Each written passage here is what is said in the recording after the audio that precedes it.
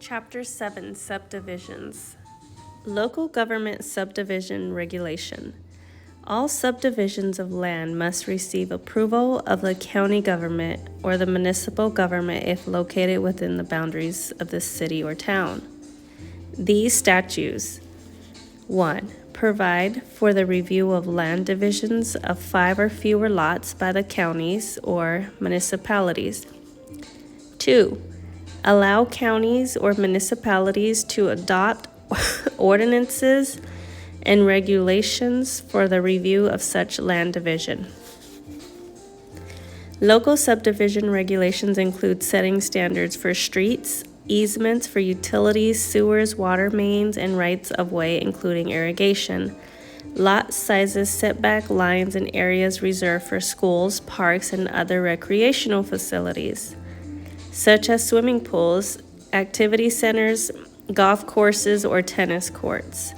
Subdividers work with the local planning commission to submit a proposed subdivision for approval, which includes recording a survey, a detailed map and plat, and a detailed proposal. Affidavit of disclosure requirements. A seller of 5 or fewer parcels of land, other than subdivided land, in an unincorporated area of a county, and any subsequent seller of such a parcel shall furnish a written affidavit of disclosure. To buy the buyer at least 7 days before the transfer of the property. The buyer shall acknowledge receipt of the affidavit. The affidavit must be written in 12-point type on a form that substantially follows the form established in the statutes. No release or waiver of a seller's liability arising out of any omission or misrepresentation contained in the affidavit disclosure is valid or binding on the buyer. The buyer has the right to rescind the sale transaction for a period of 5 days after the affidavit is furnished to the buyer. The seller shall record the executed affidavit of disclosure at the same time that the deed is recorded. Statewide subdivision law. The Arizona Real Estate Code, Title 32, Chapter 20, Articles 4 and 7, provides for the regulation of subdivided and unsubdivided land. These laws were intact to prevent dishonest practices in the subdividing and sale of undeveloped land. The code requires that the subdivider obtain a Commissioner's Public Report. Prior to offering any of the land parcels for sale. The purpose of the Commissioner's Public Report is to ensure that purchasers receive complete and accurate disclosure of all material facts related to the subdivision. Definitions to know. A subdivision or subdivided land is defined as improved or unimproved lands, divided or proposed to be divided for the purpose of sale or lease, whether immediate or in the future, into 6 or more parcels of less than 36 acres each. This includes both condominiums and cooperatives. Both generally does not include the leasing of improvements for commercial or industrial use. A subdivision or subdivided land is defined as improved or unimproved land, divided or proposed to be divided for the sale or lease.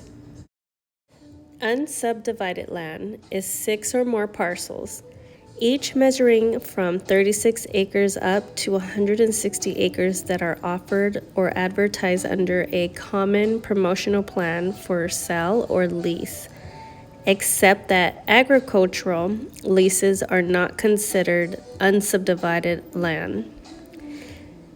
Unsubdivided land includes any land that is sold that would otherwise constitute the 6th lot if the sale occurs 10 or more years after the earliest of the previous 5 sales, and if all of the sales consist of property that was originally contained within the same parcel. Subdivider is defined as any person who offers for sale or lease 6 or more lots, parcels, or fractional interest in a subdivision, or who causes land to be subdivided into a subdivision for the subdivider or for others. Subdivider. An improved lot or parcel is a lot or parcel featuring a residential, commercial, or industrial building. An unimproved lot or parcel is simply a lot or parcel of a subdivision that is not an improved lot. Required approval. Before a subdivider can offer subdivided or unsubdivided lands, a notice of intention must be filed with the Commissioner of Real Estate. The Commissioner will examine the notice and then issue a public report authorizing the sale or lease of the lots, parcels, or fractional interest. A fractional interest is an undivided interest in improved or unimproved land of parcels of any size created for sale or lease. Notice of intention. Obtain a working checklist called Subdivided Lands Questionnaire from the Subdivision section of the Department of Real Estate. The notice of intention will include the following: information about the owner and the subdivider, a statement as to the condition of title, terms and condition of any sales, contract, or leases intended to be used to dispose of the land,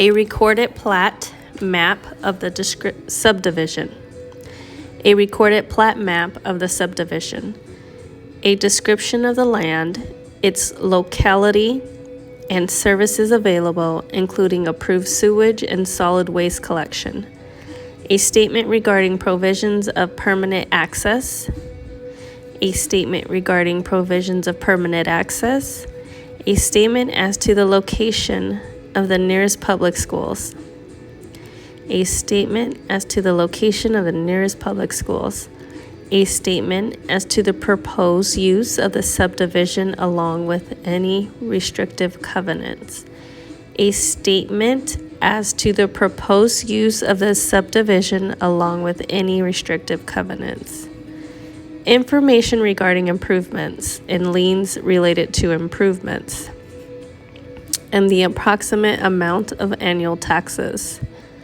Information regarding improvements and liens related to improvements and the approximate amount of annual taxes.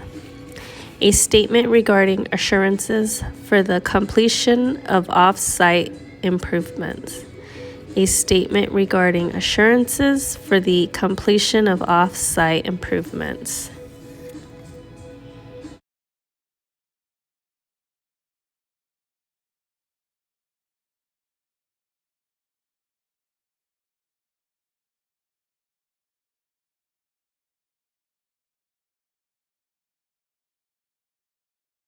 Subsequent owner exemption.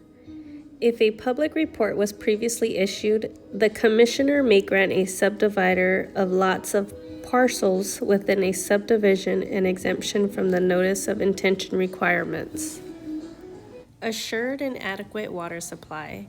If the subdivision is within a groundwater active management area, the subdivider must accompany the notice of intention with the certificate of assured water supply issued by the Director of Water Resources. Common promotional plan. It is unlawful for anyone to attempt to avoid the notice of intention provisions by using a series of owners or conveyances that ultimately result in the division of such lands into a subdivision or the sale of subdivided land. Receipt for public report. All prospective purchasers of subdivided property must sign a receipt of public support that states they have been given a copy of the public report prior to signing any contract. Prior to obtaining a public report, a lot reservation may be accepted on subdivided or unsubdivided lands and improved or unimproved lots.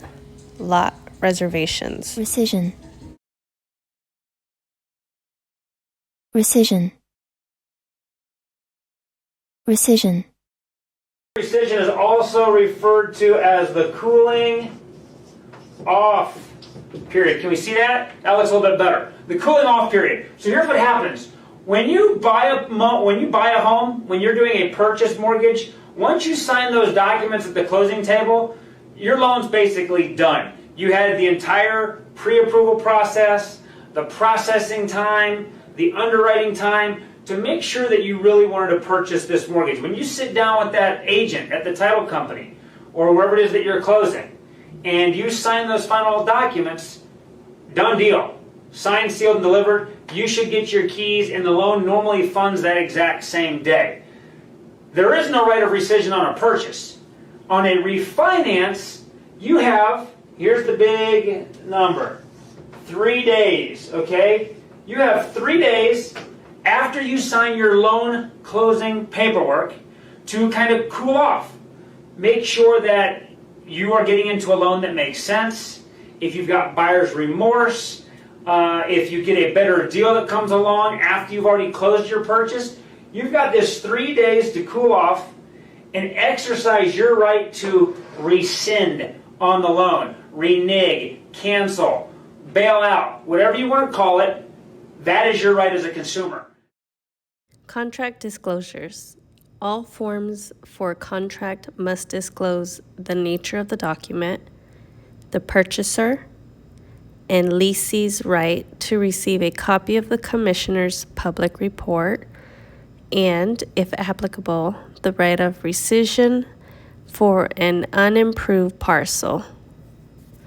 Failure to include these disclosures creates an enforceable contract against the purchaser. Sale of unimproved parcels.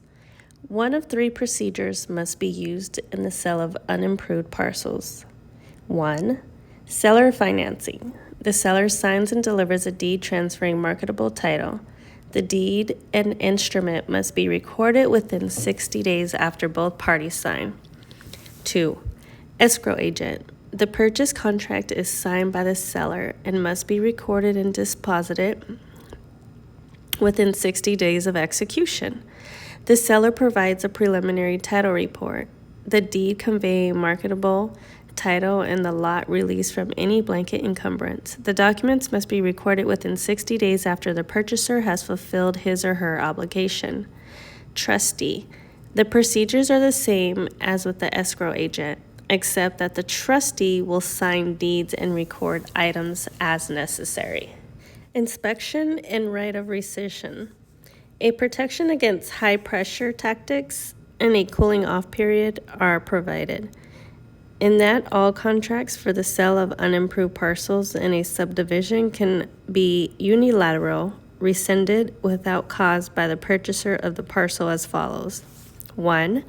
If the parcel was not inspected prior to the offer, the purchaser has 6 months after signing the contract to rescind the offer. 2. Purchaser must sign an affidavit that he or she has inspected the parcel and therefore has 7 calendar days after signing the contract to rescind the offer. To rescind the contract, written notice from the purchaser must be delivered to the seller no later than midnight of the final day, at which time all monies must be returned.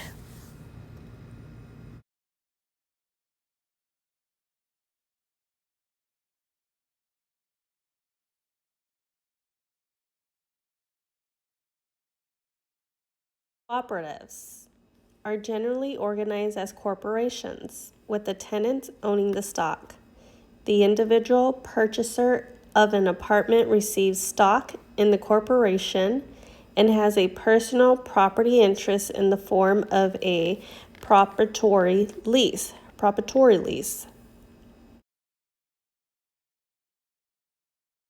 Advantages and disadvantages are generally of organized as cooperatives. corporations. Advantages with the of tenants cooperative owning the ownership stock. include the associates of stockholders, controlling the rent, and the approval of new purchasers. One disadvantage of cooperative ownership is that there is no income tax deduction for mortgage interest or property taxes. Also, the mortgage could go into default if enough individuals fail to pay their monthly assessments. fee simple ownership. I'm going to call it fee simple absolute. Now, fee simple absolute means I own it. I could paint it any damn color I want. If I'm a Prince fan, I love the music of Prince, who loved the color purple, and I want to paint all the walls purple, I could do so. It's my right to do so under fee simple ownership or fee simple absolute. I absolutely own it. I can do what I want with it. I have the rights to the bundle of rights. The bundle of rights. That's beautiful when you own it as fee simple ownership or fee simple absolute. There are no conditions. I own it for good, and I have the right to, again, I have the right to give it away. I have the right to will it away. I have the right to do whatever the hell I want with it when it comes to ownership. That's the most power when it comes to ownership. Fee simple absolute. Now, there are other ways to own property. You know, you'll have one that's called fee simple defeasible, complete different story. All right? Or fee simple a life estate, complete different story. But when it comes to fee simple ownership absolute, fee simple absolute, damn, that's the best you can get. You have the rights to do what you want, when you want, how you want, as long as you're not breaking the law, man. Condominiums. Technically, ownership in a condominium is individual fee simple ownership of a fractional interest plus a share of the common elements and grounds of the property. Common elements. A unit is a portion of a condominium designated for separate ownership. Each unit owner receives a separate deed. The owner can mortgage his or her unit and claim the interest and taxes as a tax deduction. Common elements mean all portions of a condominium other than units. Swimming pool that we just looked at, these are all what are called common areas, common ground, and you would own those as tenants in common with the other owners here at Summerfield Gardens or in the condominium complex. Now, why do you own those as tenants in common? Remember, with tenants in common, there is no right of survivorship. So your heirs also inherit your fee simple title to your condominium unit. They also inherit the tenants in common, the common areas that you own with the other condominium owners. Now remember, condominiums, you own fee simple title inside your unit, and then you own other areas in the condominium complex as tenants in common with the other condominium owners. Now, we're just looking at a basic normal condominium development, but again, this could be a Homeowners Association for Condominiums. All owners of condominium units must be members of the Homeowners Association, HOA. The Homeowners Association manages the common elements of the condominium development and ensures compliance with the HOA rules and the development's deed restrictions. Planned unit development are usually high-density, single-family structures that utilize the land area to the greatest possible extent. The major difference between a planned unit development and a condominium is that the planned unit development is a single-family residence, whereas a condominium is an apartment, often a multi-story structure. Similar to a condominium, a planned unit development has an HOA to manage the common elements of the development. Types of ownership for timeshares. There are 3 types of timeshare ownerships. Purchaser owns unit as tenant in common. For example, 12 purchasers own 1 unit with use designated for 1 month each year. The arrangement may call for a fixed month or the period may change each year. Each tenant signs an occupancy agreement. Interval ownership. This type of ownership is based upon the life expectancy of the building. An estate for years is granted with deed, title, and right to occupy for an agreed upon time for each year. Vacation ownership. This type of timeshare ownership is based on a contract granting a licensee to use the property. The developer retains the fee ownership and transfer the right to occupy to purchasers for a specified period each year. Types of ownership. There are 3 types of timeshare ownerships. 1 is a purchaser owns a unit as tenant in common. For example, 12 purchasers own one unit with use designated for 1 month each year. The arrangement may call for a fixed month, or the period may change each year. Each tenant signs an occupancy agreement. 2, interval ownership. This type of ownership is based upon the life expectancy of the building. An estate for years is granted with deed, title, and right to occupy for an agreed upon time for each year. 3, vacation ownership. This type of timeshare ownership is based on a contract granting a license to use the property. The developers retain the fee ownership and transfers the right to occupy. A person who buys undeveloped acreage, divides it into 10 5-acre lots, and sells the lots is called a subdivider. The creation of 8 equally sized parcels from a 320-acre parcel would be regulated as unsubdivided land. A subdivision can be restricted by a developer in the deed restriction for all of the following reasons except zoning changes. Land divided into 6 or more parcels of less than 36 acres is called a subdivision. An owner of a condominium apartment holds a fee simple title. Rights of occupancy of owners in a cooperative are based on a proprietary lease. In terms of real estate ownership, time sharing is best described as joint ownership of a property with the right to the exclusive use for a specified period. When must the buyer receive a copy of the commissioner's public report? Prior to signing the contract. Unsubdivided land is best defined as 6 or more parcels, 36 acres but less than 160. Which of the following statements is not true concerning a membership camping purchaser? Has a real property interest. Which of the following would not appear on a public report? Market value. The commissioner may deny a public report for all of the following reasons, except the owner cannot produce perfect title. The only thing a subdivider can accept before receiving the commissioner's property report is lot reservations. All of the following can be used in a developer's public report advertisement except claims that the public report is an endorsement of the project. Timesharing is associated with which of the following? Condominiums. All of the following statements about a unit in a condominium building are true, except it is part of the common elements of the condominium. Which of the following requires unit owners to be stockholders in the cooperation that owns the building? A cooperative. One's ownership interest in a condominium is distinguishable from other types of real estate by an undivided interest in the common area.